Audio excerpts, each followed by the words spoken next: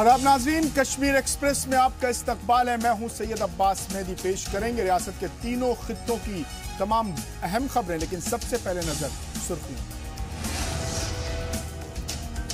गुजरात और हिमाचल में बीजेपी की शानदार जीत। पीएम मोदी बोले ये तरक्की की है फतह। जम्मू कश्मीर में भी बीजेपी ने मनाया जीत का जबरदस्त जश्न।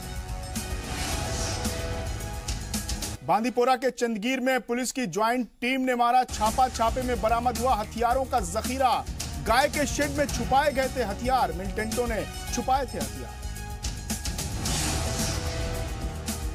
शहीद जवान कौशल सिंह की अदा की गई आखिरी रसूमात। नौगाम में बर्फीले तूफान में हुए थे गायब, तिरंगे में लिपटे। जिगर के टुकड़े को देखकर रो पड़ी मां और बहन। शहादत पर किया फख्र। जम्मू और गांदरबल में मनरेगा मुलाजमीन का मुस्तकिल नौकरी की मांग को लेकर जमकर एहतजाज। मांगे न माने जाने पर रियासती सतह पर एहतजाज करने का दिया अल्टीमेटम। और राजौरी में राम मंदिर कमेटी का लैंड माफियाओं पर संगीन इल्जाम। मजहबी इदारों और सरकारी स्कूलों की जमीनें हड़पने की हो रही है कोशिश। इंतजामिया बना माफियाओं का मददगार।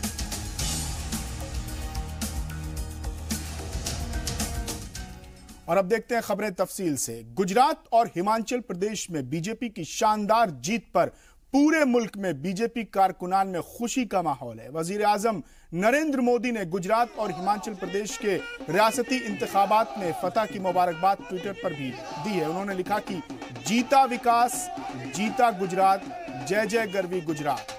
और जम्मू कश्मीर के पुंछ में बीजेपी के कारकुनान ने भी खुशी का इजहार किया और जश्न में रैली भी निकाली। बीजेपी के कारकुनान ने मिठाई बांटकर खुशी का इजहार किया। वहीं एमएलसी प्रदीप शर्मा का कहना है कि ये तरक्की की फतह हुई।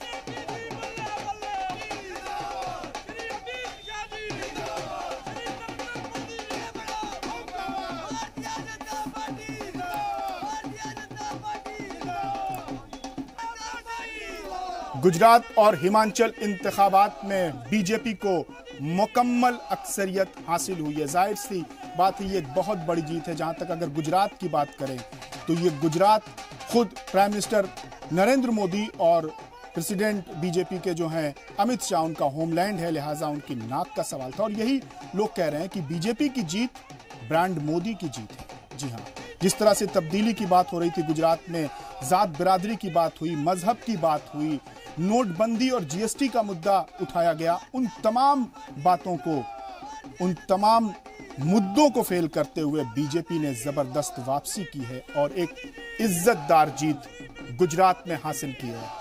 99 सीटें गुजरात में बीजेपी ने हासिल की। और उधर हिमाचल प्रदेश और गुजरात के रियासती इंतखाबात में बीजेपी की शानदार जीत पर रियासत जम्मू कश्मीर में खुशी का माहौल है। इस मौके पर बीजेपी हेडक्वार्टर में खुशी का इजहार किया गया और मिठाइयां भी तकसीम की गईं। इस दौरान फोक डांस का भी एहतमाम किया गया। इस मौके पर हमारे प्रिंसिपल करस्पॉन्डेंट राजन वैद ने बीजेपी के रियासती सदर सत शर्मा से खास बातचीत की। हिमाचल और गुजरात में बीजेपी की जीत सुनिश्चित हो चुकी है। इसके बाद बीजेपी जम्मू ऑफिस में जश्न शुरू हो चुका है। हमारे साथ सत शर्मा है। कितनी बड़ी जीत मानते हैं इसको? डेफिनेटली एक जीत है और 22 वर्ष के अंतराल की भारतीय जनता पार्टी की गुजरात की सरकार के बाद भी आज गुजरात में एक ऐसा वातावरण बना है कि लोगों ने तरजीह दी है। लोगों ने जिस तरीके से माननीय नरेंद्र भाई मोदी जी के नेतृत्व में भारतीय जनता पार्टी की सरकार थी गुजरात में 22 वर्ष के बाद भी, आज उन्होंने डेवलपमेंट के विकास के ऊपर किसी को तरजीह नहीं दी और विकास के नाम पर लोगों ने वोट दी है। मेरा मानना है कि ये वंशवाद की हार है। मेरा मानना है कि ये जात पात में बिलीव करने वाली पॉलिटिकल पार्टीज की हार है। आपको लगता है कि जिस तरह से गुजरात और हिमाचल दोनों स्टेट्स में बीजेपी जीत के सामने आई है, इसका असर आने वाले दिनों में जम्मू कश्मीर में दिखेगा, क्योंकि पंचायत इलेक्शन आने वाले हैं? आपको लगता है इससे जो आपके कार्यकर्ता हैं उनमें जोश पैदा होगा? इसमें कोई दो राय नहीं है कि जिस तरीके से लगातार भारतीय जनता पार्टी की आज हिमाचल को मिलाकर 19 प्रदेशों में सरकार है, यहाँ तो उनके अपने मुख्यमंत्री हैं, जहाँ गठबंधन सरकार के मुख्यमंत्री हैं, अपने आप में दर्शाता है कि लोगों का उत्साह जो है भारतीय जनता पार्टी के प्रति है।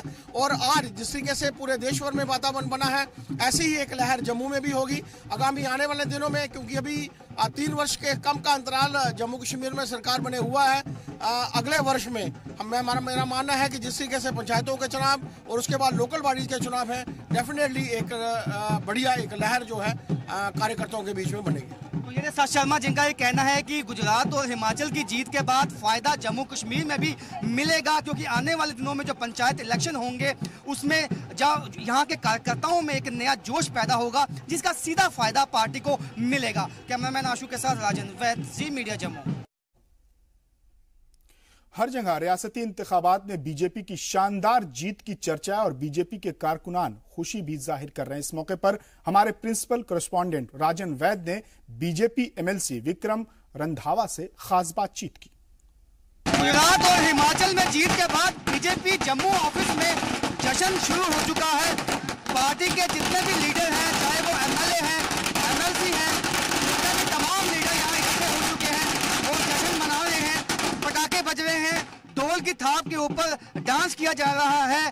पार्टी के सदर भी हैं और पार्टी के नेता सब हैं, और ये बहुत बड़ी जीत माना है पार्टी ने जम्मू कश्मीर में भी। और उनका कहना है कि जम्मू कश्मीर में भी इसका खासा अच्छा असर देखने को मिलेगा आने वाले दिनों में। हमारे साथ कई जो मौजूद हैं यहाँ पे, आप देख सकते हैं कि किस तरह से जश्न मनाया गया है। हमारे बीजेपी के लीडर हैं, मौजूद हैं। और कितनी बड़ी जीत मानते हैं? ये बहुत बड़ी जीत है। ये 2019 का ये सेमीफाइनल था और 2019 का जो है वो फाइनल है, उसकी तरफ ये हमारा अगला कदम है।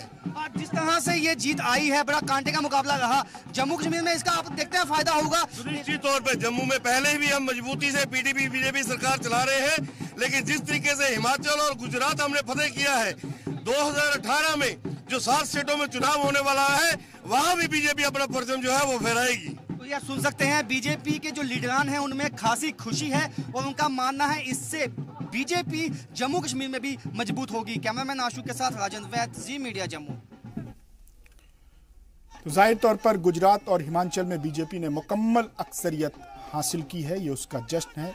बीजेपी के जो दफ्तर हैं, ये पुंछ की तस्वीरें हम देख रहे हैं। पुंछ में बीजेपी कारकुनान खुशियां मना रहे हैं, मिठाइयां खा रहे हैं। जिस तरह से तमाम तरह के रुझान एग्जिट पोल में सामने आ रहे थे, और एक पसोपेश बना हुआ था वोटिंग के बाद कि 18 दिसंबर को नतीजे क्या आएंगे, गुजरात में कौन सरकार बनाएगा, हिमाचल में किसकी सरकार होगी, क्या कांग्रेस हिमाचल में वापस आ पाएगी, या फिर गुजरात में जिस तरह से राहुल गांधी ने अपने इख्तितामी तकरीर में यह कहा था कि वो 18 तारीख को सरप्राइज देंगे। तो इसके बाद पसोपेश के हालात थे, चर्चाएं, बहसें, गुफ्तगू सरगर्म थी।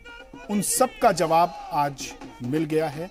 जी हां, 99 सीटें गुजरात में 182 सीटों में से बीजेपी ने हासिल करके मुकम्मल अक्सरियत हासिल की है, और हिमाचल में भी बीजेपी सरकार बनाने जा रही है। यानी हिमाचल में कांग्रेस की हुकूमत थी, हिमाचल कांग्रेस से बीजेपी ने हथिया लिया है, और गुजरात बीजेपी ने बरकरार रखा है। गुजरात में बीजेपी की हुकूमत बरकरार है।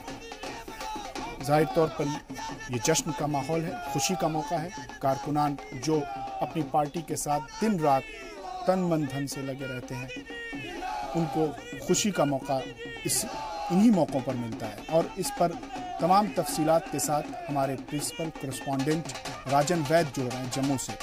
राजन, जाहिर सी बात है, अभी तो फिलहाल वहाँ के आप हालात बताइए कि किस तरह से वहाँ के कारकुनान ने बीजेपी दफ्तर पर खुशियाँ मनाई।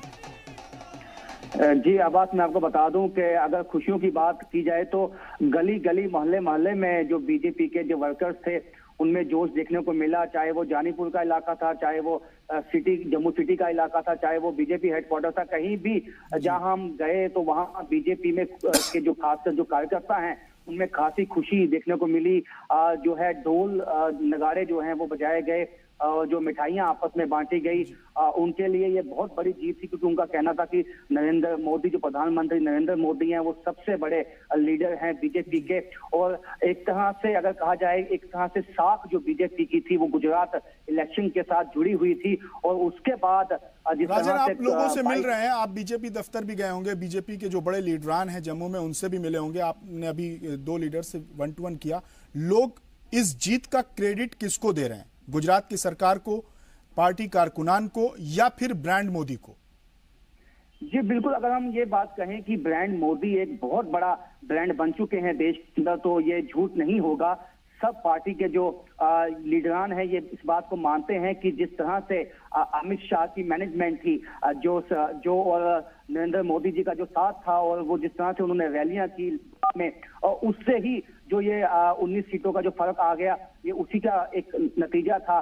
जिस तरह से जोश पैदा कर दिया उन्होंने कार्यकर्ताओं में गुजरात के अंदर, तो कहीं ना कहीं ब्रांड मोदी को दरकिनार नहीं किया जा सकता, क्योंकि इसका असर जिस तरह से 2014 के बाद देखने को मिला है पूरे देश में, जिस ज्यादा जो स्टेट्स हैं वो बीजेपी ने वहां पे अपनी सरकार बनाई है, तो ये साफ है कि कहीं ना कहीं प्रधानमंत्री के नेतृत्व में जो है बीजेपी के कार्यकर्ताओं में जोश है, और वो आगे चाहते हैं कि बीजेपी इससे भी आगे बढ़े, और जो आगे आने वाले चुनाव है कर्नाटक में है या बाकी स्टेट में है, उनमें भी बीजेपी जीत पैदा करे। वहीं जो दूसरी ओर अगर हम जम्मू कश्मीर की बात करें, तो जम्मू कश्मीर में जिस तरह से अभी ये सुनने में आया है कि शायद हुकूमत जो है वो पंचायती इलेक्शन जो करवा दे, तो ऐसे में जिस तरह से कार्यकर्ताओं को इकट्ठा करने की एक कोशिश थी, तो उसमें मजबूती मिलेगी, क्योंकि जिस तरह से कार्यकर्ता देखेंगे कि बीजेपी का जो संगठन है किस तरह से आगे बढ़ा है, तो कहीं ना कहीं उनमें जोश पैदा होगा, और उस जोश का फायदा उनको आने वाले इलेक्शन में मिल सकता है। जी आवाज। जी राजन, जो हिमाचल प्रदेश की अगर हम बात करें, तो हिमाचल प्रदेश में बीजेपी फख्र से सर ऊंचा कर सकती है।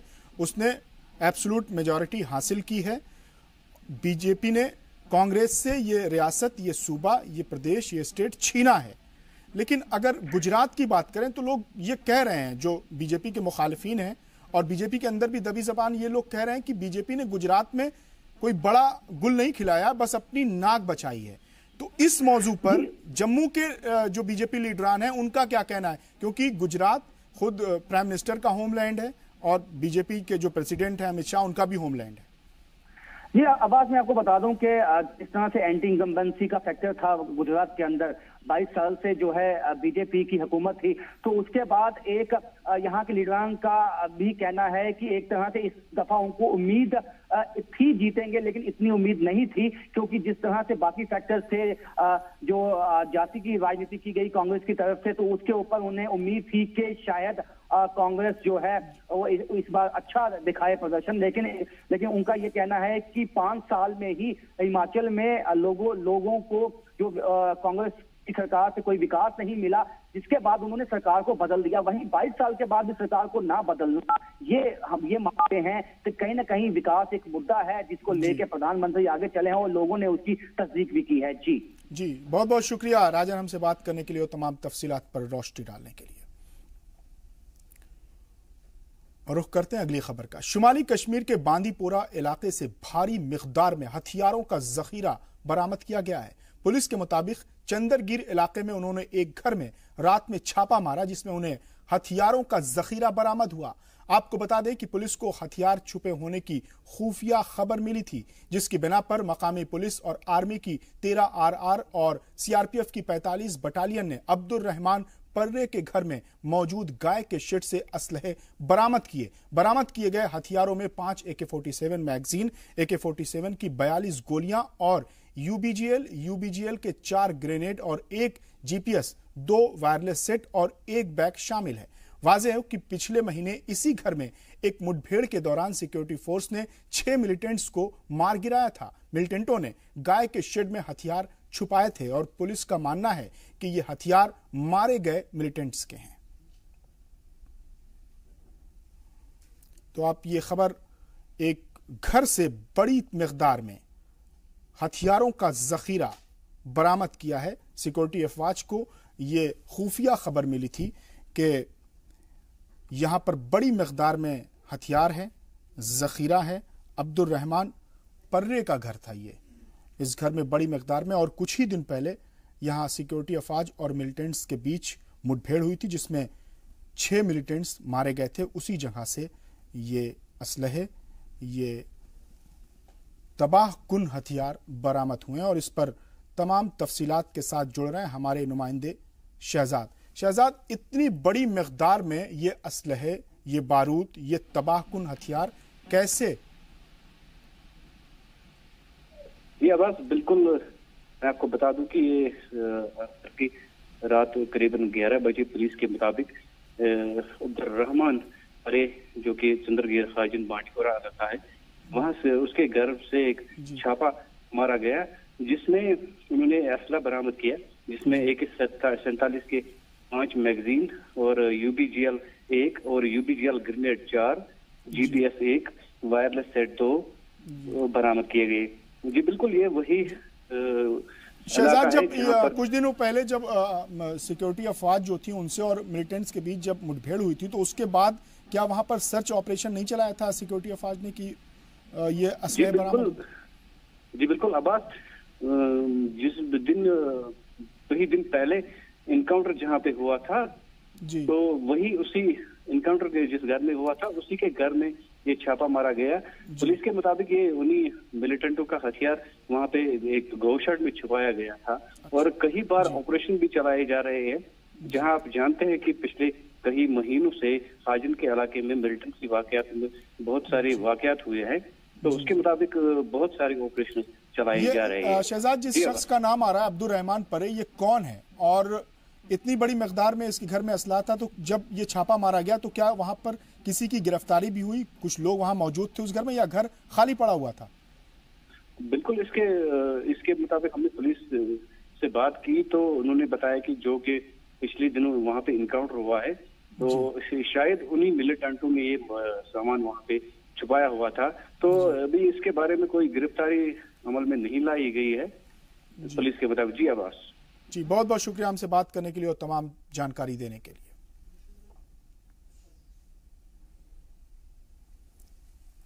और रुख करते हैं अगली खबर का। जम्मू कश्मीर में कुपवाड़ा जिले के नौगाम सेक्टर में गश्त के दौरान बर्फबारी की वजह से पहाड़ी से फिसलने के बाद गायब हुए डोगरा रेजिमेंट के जवान कौशल सिंह की जस्त खाकी को उनके आबाई वतन दियोनिया लाया गया, जहां देवक दरिया के किनारे पूरे आर्मी एजाज के साथ उनकी आखिरी रसूमात अदा की गई। शहीद के बड़े भाई ने शहीद को मुखाग्नि दी। वहीं शहीद को खराज अकीदत पेश करने के लिए सांबा के रुकन assembly doctor Davinder Kumar Manyal, SSP Samba Anil Mangotra, 15 Rajput regiment के कमांडेंट संजय यादव समेत बड़ी तादाद में मकामी लोग मौजूद रहे। इस मौके पर संजय यादव ने वाकये के बारे में जानकारी देते हुए बताया कि जवानों की टुकड़ी एक पोस्ट से दूसरी पोस्ट पर जा रही थी कि अचानक बर्फ की परत टूट गई और 2 जवानों को अपने साथ ले गए, जिसमें हमारे 2 जवान लापता हो गए। उनमें से सिर्फ कौशल सिंह का ही पता चल पाया है। उन्होंने बताया कि उस जगह पर बर्फ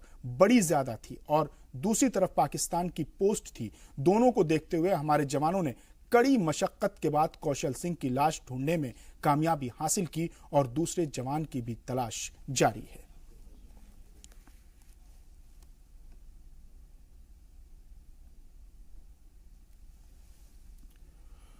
और कुपवाड़ा के थांडीपोरा इलाके में मिलिटेंटों के खिलाफ चली फौजी मुहिम में आर्मी की तरफ से हुई गोलीबारी में एक मकामी शख्स की मौत हो गई। इस मामले में डिप्टी कमिश्नर कुपवाड़ा खालिद जहांगीर ने मजिस्ट्रेट लेवल इंक्वायरी के ऑर्डर दिए हैं। उन्होंने कहा कि तहकीकात 3 हफ्तों में पूरी की जाएगी। आपको बता दें कि इतवार के दिन खुफिया जानकारी पर फौज ने मिलिटेंट्स के खिलाफ थांडीपोरा इलाके में मुहिम छेड़ी थी कि इसी बीच हुई गोलीबारी में कार ड्राइवर आसिफ इकबाल इसकी चपेट में आ गया था। जख्मी होने पर करालपोरा हॉस्पिटल में एडमिट कराया गया था। हालात बिगड़ने पर उसे श्रीनगर के हॉस्पिटल रेफर किया गया, जहां आसिफ को मुर्दा करार दे दिया गया। आसिफ की मौत पर लोगों ने जमकर एहतजाज किया और नम आंखों से हजारों लोगों ने इकबाल की आखिरी रसूमात अदा की।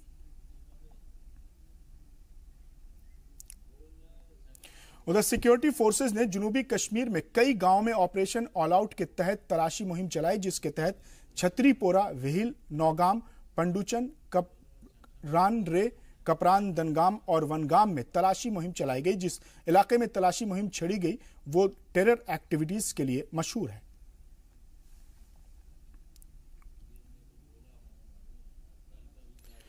और भदरवा में बढ़ती चोरी की वारदातों को देखते हुए पुलिस सख्ते में आ गई है। पुलिस ने मसले को संजीदगी से लेते हुए फौरी तौर पर कुछ इक़दामात उठाए। आपको बता दें कि चोरी की वारदातें न सिर्फ रिहायशी इलाकों में बल्कि तिजारती इदारों में भी चंद बरसों से बढ़ने लगी है, जिसको लेकर आए दिन पुलिस को खबर दी जाती है। और अब सर्दी का वक्त है और दर्जे हरारत में लगातार गिरावट दर्ज की जा रही है। ऐसे में चोरी की वारदातों में इजाफा होता है। इसको रोकने के लिए पुलिस ने रात में गश्त में इजाफा करने का फैसला किया है। पुलिस का कहना है कि सर्दी के दौरान लोग ज्यादातर अपने घरों के अंदर रहते हैं। ऐसे में चोरी की वारदातों को बढ़ावा मिलता है, इसलिए हमने वारदातों को रोकने के लिए पेट्रोलिंग पार्टी का गश्त बढ़ाने का फैसला किया है। भदरवा के SHO मुनीर खान ने कहा कि गश्त के लिए हर तिजारती और रिहायशी इलाकों में CRPF की पेट्रोलिंग पार्टी के अलावा पुलिस के काफिलों के साथ कांस्टेबल भी तैनात किए गए हैं और इसका मुतालबा खुद मकामी लोगों ने भी किया था।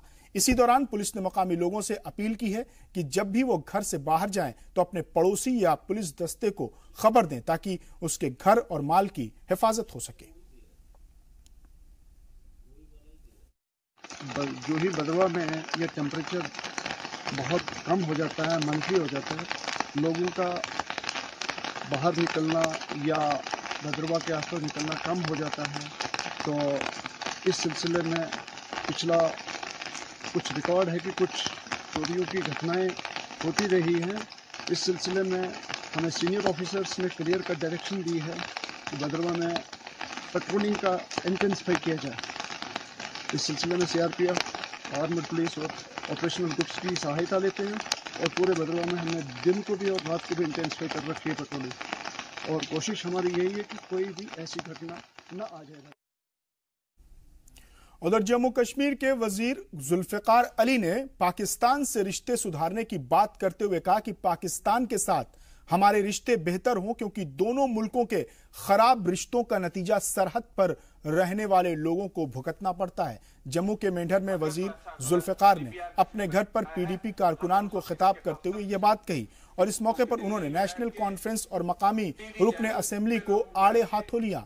इस मौके पर उन्होंने कहा कि ऐसा बिल्कुल नहीं है कि यहां हमारी पार्टी का रुकने असेंबली नहीं होगा तो हम इस इलाके की तरक्की के बारे में नहीं सोचेंगे। साथ ही उन्होंने नेशनल कॉन्फ्रेंस पर इल्जाम लगाते हुए कहा कि नेशनल कॉन्फ्रेंस ने पुंछ रवाला कोट के बीच रास्ते नहीं खोले, कारोबार शुरू नहीं करवाया, मुगल रोड नहीं बनवाई, कोई बड़े तालीमी इदारे की तामीर नहीं करवाई, लेकिन हमने हमेशा से पाकिस्तान के साथ बेहतर रिश्ते कायम करने की कोशिश की है और आगे भी करते रहेंगे।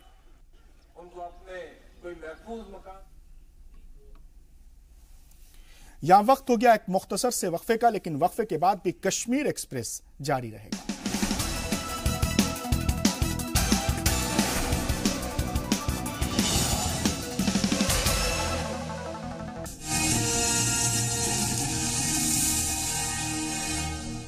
गुजरात और हिमाचल प्रदेश के नतीजे आज सामने आए हैं और दोनों ही प्रदेशों में बीजेपी ने जीत दर्ज की है।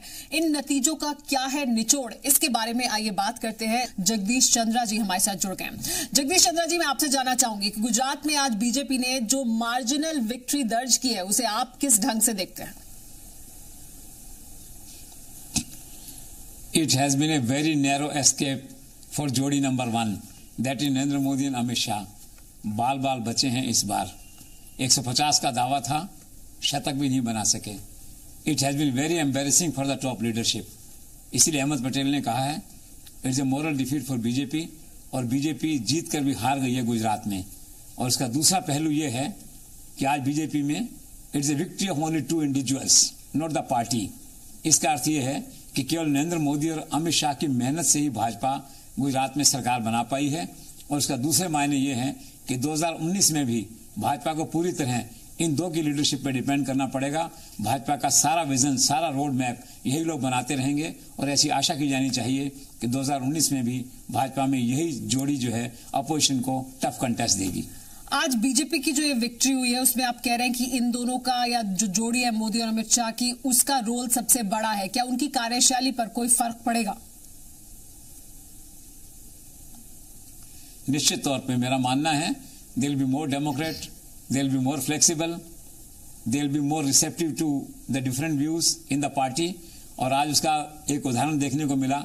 अमित शाह की प्रेस कॉन्फ्रेंस थी आमतौर पे अमित शाह नरेंद्र मोदी की प्रेस कॉन्फ्रेंस में वन वे होता है, सिंगल वे होता है।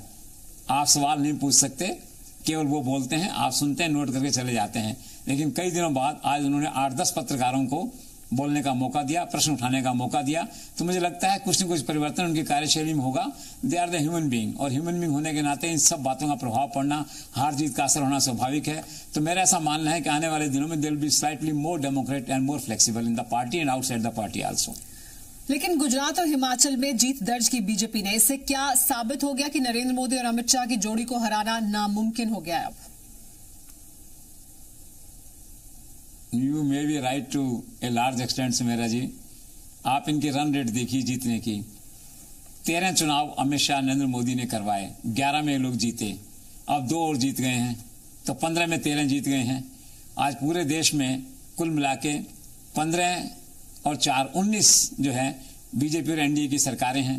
पूरे देश के अधिकांश हिस्से में बीजेपी का कब्जा एक तरह से। दूसरी तरफ राहुल गांधी को देखिए, उनकी लीडरशिप में 2 और चुनाव कांग्रेस हार गई इन ए वे। तो कई दफे ऐसा लगता है वास्तव में कि शायद कभी कोई पार्टी इनको हरा पाएगी कि नहीं, और ऐसा लगता है कभी कभी कि शायद इस जोड़ी को हराना नामुमकिन हो गया है। लाइट मूड में आप इस बात को कह सकते हैं। क्या आरएसएस ने कोई चेतावनी दी थी नरेंद्र मोदी अमित शाह को गुजरात में किस तरह के नतीजे आने वाले हैं, इसको लेकर 2 महीने पहले?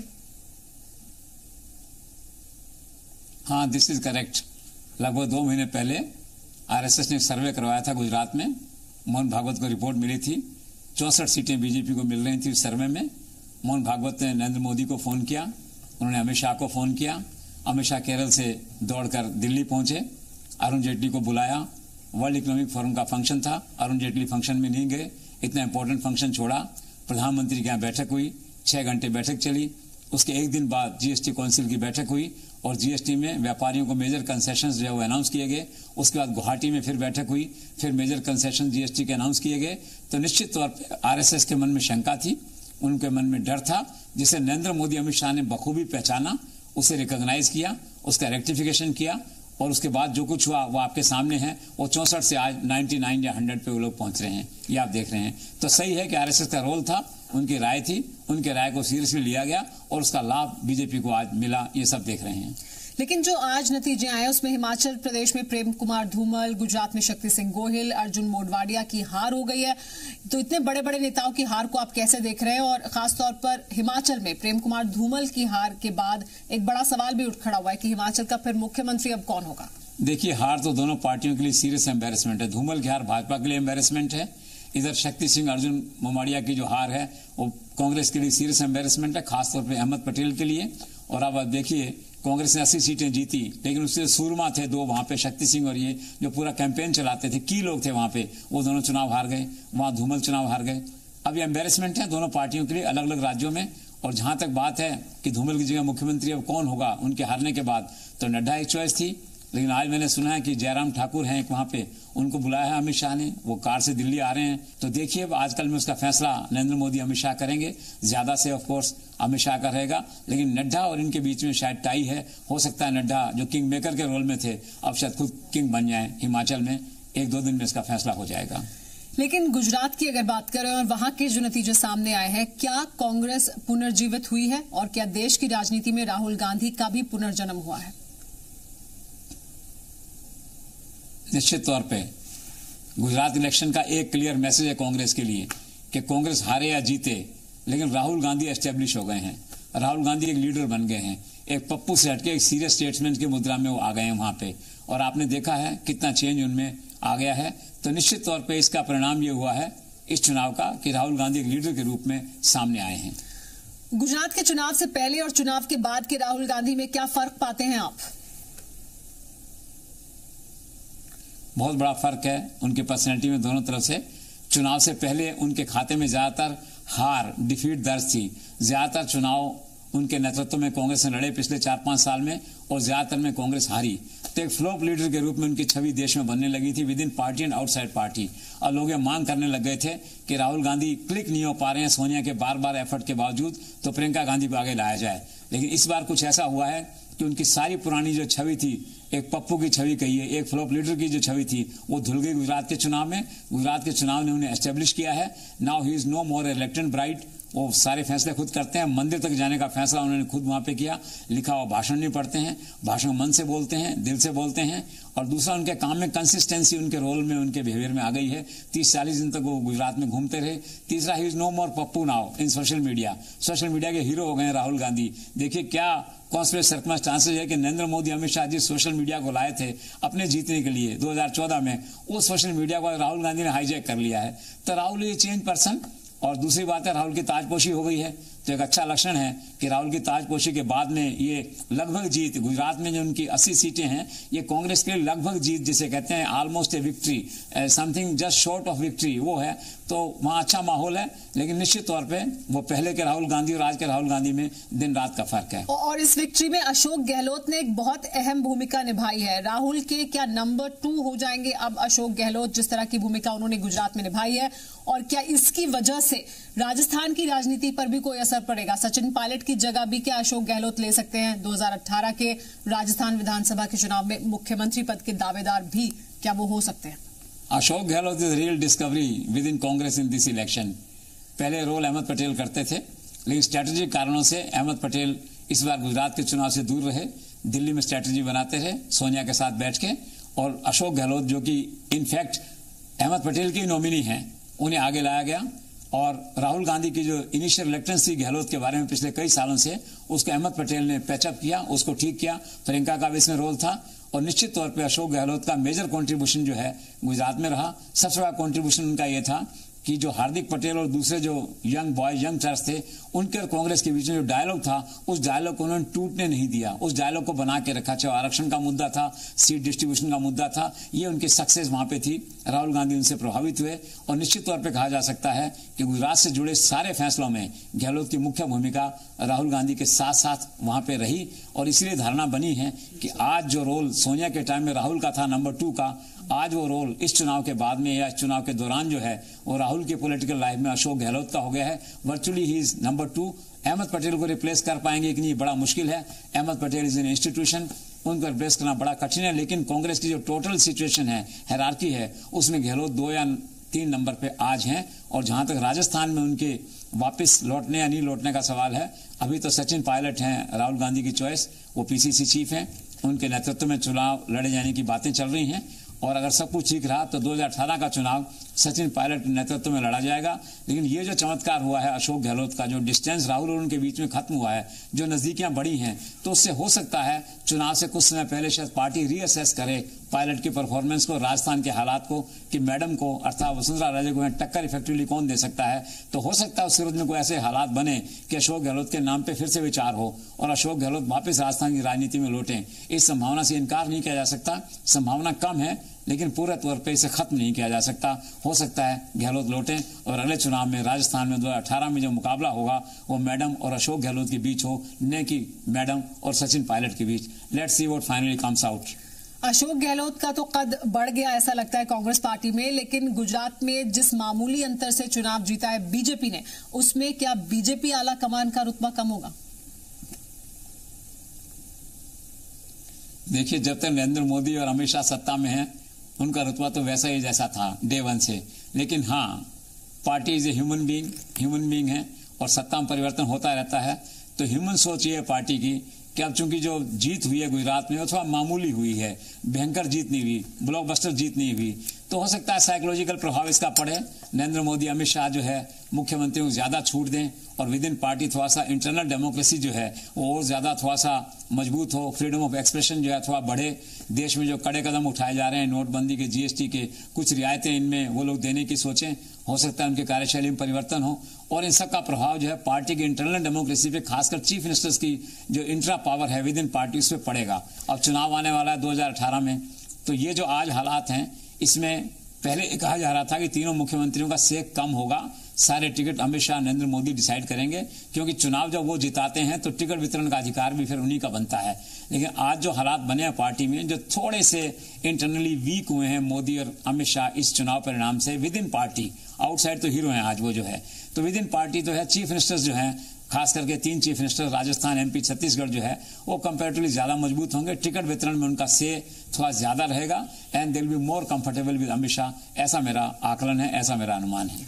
लेकिन इस माहौल में 2019 का किस तरह का सिनेरियो बनता देखते हैं आप, अगर विपक्ष की बात करें और सत्ता पक्ष की फिलहाल बात करें तो? देखिए, 2019 का सवाल अगर आज हम देखते हैं तो अभी टाइम्स ने एक सर्वे किया 4 दिन पहले, तो ये कहा कि 79% लोग नरेंद्र मोदी को जो है वो लीडर देखना चाहते हैं और 16% लोग जो है वो राहुल को देखना चाहते हैं। लेकिन आज जो हालात बने हैं उसके बावजूद ये कहा जा सकता है कि 2019 में तो नरेंद्र मोदी दिखाई दे रहे हैं, लेकिन एक बात जरूर है गुजरात के चुनाव से कि एक रोड मैप बना है और कांग्रेस जो है एक स्ट्रॉन्ग अपोजिशन के रूप में उभर के सामने आई है। और गुजरात की जनता ने ये मैसेज दिया है कि धरती पुत्र का हम सम्मान करते हैं, लेकिन आपकी शक्तियों को, आपके पावर्स को हम थोड़ा लिमिटेड रखना चाहते हैं ताकि जनता की आवाज सुनी जाए और इंटरनल डेमोक्रेसी जो है वो मजबूत हो। तो कुल मिला के ये कहा जा सकता है कि ऐसी स्थितियां 2019 में रहेंगी कि टक्कर होगी अपोजिशन और नरेंद्र मोदी के बीच में। या यूं कह सकता हूं कि there is a challenge now for Narendra Modi in 2019, आज के जो हालात बने हैं। लेकिन आज जो एज सच टुडे अगर हम देखते हैं तो टाइम्स का वो जो सर्वे है वो 79% मोदी के पक्ष में जाता है। So let's see what ultimately happens in between now and 2019, that will finally decide the course of action in Indian politics.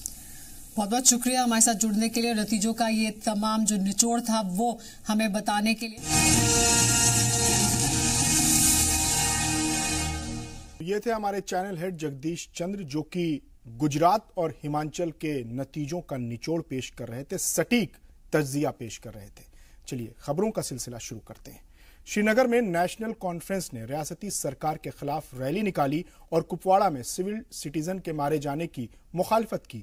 Rally की सदारत पार्टी सेक्रेटरी अली मोहम्मद सागर ने की। उन्होंने कहा कि सरकार के गलत रवैये के खिलाफ उनकी पार्टी सड़कों पर उतरी है। उन्होंने कहा कि सरकार पर बिजली, पानी जैसी बुनियादी सहूलतें भी मुहैया नहीं करा पाने का इल्जाम है। उन्होंने कुपवाड़ा के ड्राइवर इकबाल की मौत मामले में सरकारी एजेंसी के जरिए की जा रही जांच पर भी उंगलियां उठाई और कहा कि जांच महज एक धोखा है।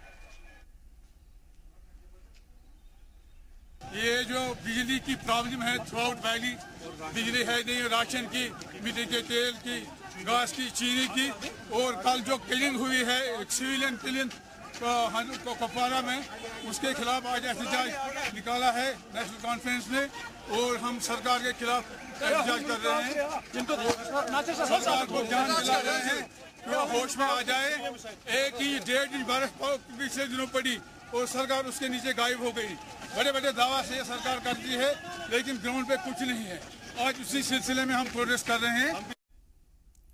और उधर देवसर कुलगाम के लोगों ने सड़क पर आके चक्का जाम किया। लोगों का मुतालबा है कि सरकार देवसर के साथ नाइंसाफी कर रही है, क्योंकि जिला कुलगाम में देवसर तहसील पुरानी तहसील में आती है। यहां पर म्युनिसिपल कमेटी पहले से ही बनी हुई है, लेकिन तरक्की के नाम पर कोई काम नहीं हुआ है। मकामी लोगों की माने तो इलाके में बुनियादी सहूलियात की भारी कमी है, जिसकी वजह से उन्हें सड़क पर उतरकर एहतजाज करना पड़ा।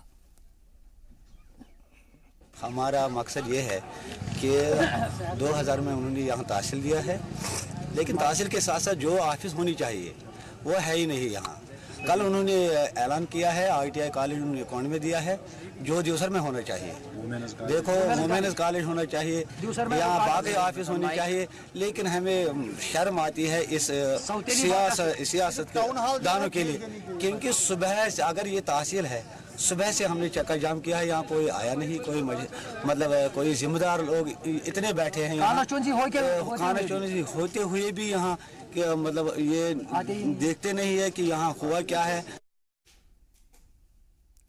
और यहाँ वक्त हो गया एक और मुख्तसर से वक्फे का, लेकिन वक्फे के बाद भी कश्मीर एक्सप्रेस जारी है।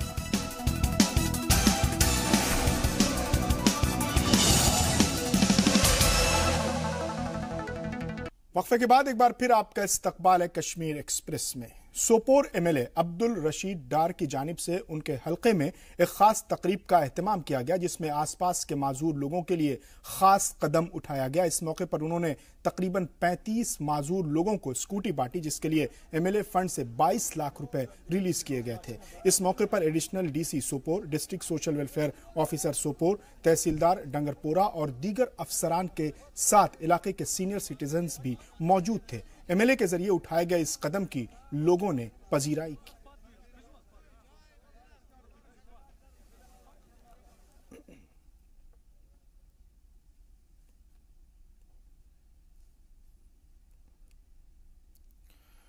उधर राजौरी के डांगरी गांव के राम टेम्पल कमेटी ने एक प्रेस कॉन्फ्रेंस मुनक्किद की और इंतजामिया पर लैंड माफियाओं की हिमायत करने का इल्जाम लगाया। मंदिर कमेटी ने कहा कि लैंड माफिया मजहबी इदारों और सरकारी स्कूलों की जमीनों को हड़पने की कोशिश कर रहे हैं और एडमिनिस्ट्रेशन इंतजामिया उनकी पूरी मदद कर रहा है। उन्होंने सरकार से करप्ट अफसरान और लैंड माफियाओं की हिमायत करने वालों के खिलाफ सख्त एक्शन लेने की मांग की।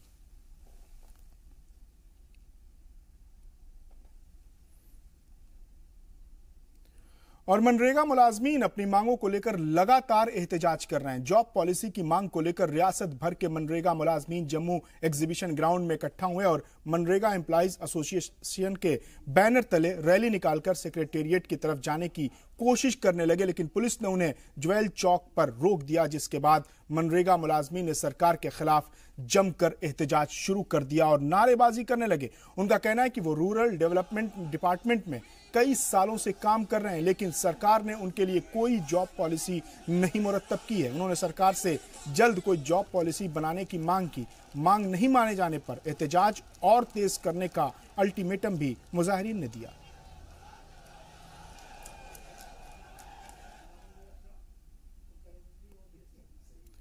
उधर गांदरबल में भी मनरेगा मुलाजमीन ने अपनी मांगों को लेकर जमकर एहतजाज किया। मनरेगा मुलाजमीन का कहना है कि वो मुस्तकिल नौकरी की लंबे अरसे से मांग कर रहे हैं, लेकिन सरकार उनकी मांगे नहीं मान रही है। मनरेगा मुलाजमीन सरकार से अपने लिए जॉब पॉलिसी बनाने की मांग कर रहे हैं। मांगे न माने जाने पर उन्होंने रियासती सतह पर एहतजाज करने का अल्टीमेटम दिया। आपको बता दें कि 12 साल पहले मरकजी सरकार ने मनरेगा नाम का नेशनल प्लान शुरू किया था और सरकार ने कुछ मुलाजमीन को अपॉइंट किया था, लेकिन अभी तक उन्हें मुस्तकिल नहीं किया गया। कुछ महीनों से सैलरी न मिलने से उनके सामने रोजी रोटी की परेशानी आ गई।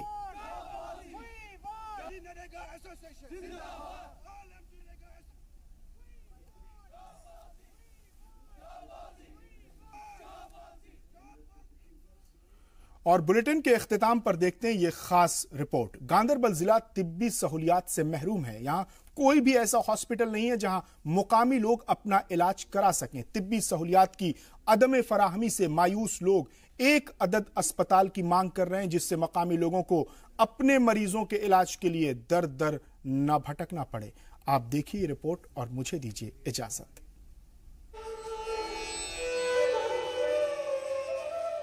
रोटी, कपड़ा और मकान की जरूरत के बाद जो सबसे अहम जरूरत है वो है सेहत।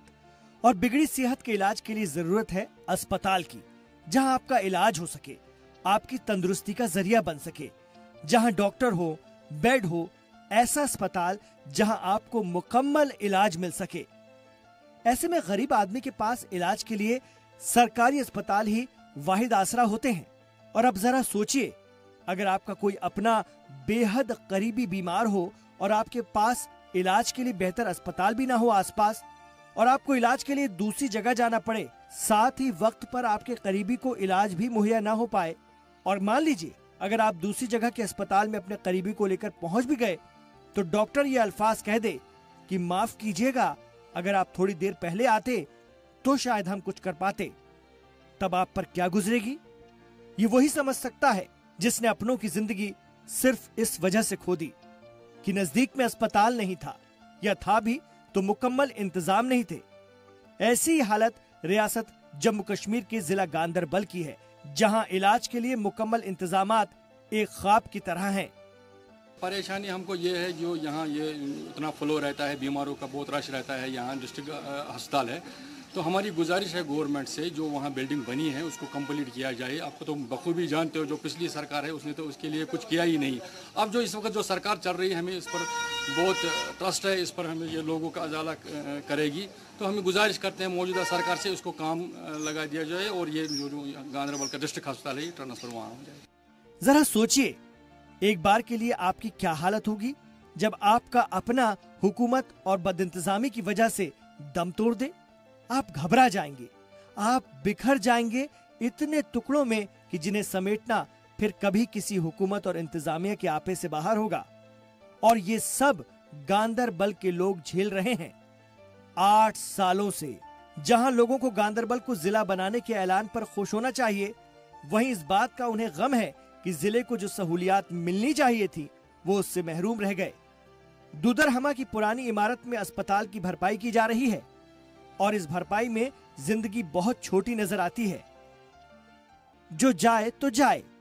मरीजों की लंबी कतारें डॉक्टरों की कमी का गवाह बन रही हैं और इंसानों के साथ जानवरों के जैसा सुलूक हमारे निजाम और हुकूमत पर धब्बा है जो कभी नहीं धोया जा सकता। लेकिन इलाज तो जरूरी है। कौन अपने अपनों को मरते देखना चाहेगा? इसलिए वो जाते हैं अपनों को लेकर जिले के बाहर के अस्पतालों में। तो सबसे बड़ा सवाल यही है कि जब इंतजाम ही नहीं है तो लोग जिले में क्यों रहें और वो कैसा जिला? देखिए, ये हकीकत है कि डिस्ट्रिक्ट हॉस्पिटल गांधरबल जो नया स्ट्रक्चर बन रहा है उसमें काम रुका हुआ है। इमीडिएटली 5 करोड़ का जो है रिलीज उन्होंने कमिटमेंट की हुई है और JKPCC जो एग्जीक्यूटिंग एजेंसी है, they are starting the work on the structure within couple of days. मौसम की वजह से उस पर काम स्टार्ट नहीं हो पाया, बट 2-3 दिन में ये काम स्टार्ट हो जाएगा। बेबसी किसे कहते हैं ये पूछो जाकर उस परिंदे से जिसका पिंजरा रखा भी हो तो खुले आसमान के तले। ऐसे ही हालत जिले की है जहां अस्पताल है सिर्फ नाम का और लोग बेबस हैं अपनों को मरता देखने के लिए। इंतजामिया को ये बेबसी कब नजर आएगी और वो कब लोगों का दर्द समझेंगे, ये बहुत अहम सवाल है। ब्यूरो रिपोर्ट, जी सलाम।